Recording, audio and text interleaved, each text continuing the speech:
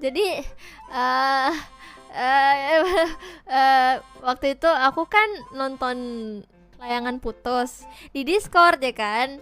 So aku kayak capek gitu, bentar ya, aku pas di episode berapa gitu aku bilang, Naidi aku Makasih, pindah dulu bosku. ya, pindah HP dulu gitu.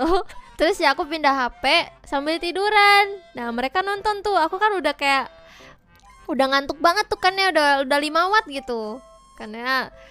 Terus ternyata ya aku nggak sadar aku ngorok, aku ketiduran, terus aku ngorok, terus si Night dia mau bikin tuh bilang, waduh ini suara ngoroknya bisa kita jual nih di Karya Karsa, kurang ajar emang kayak gitu.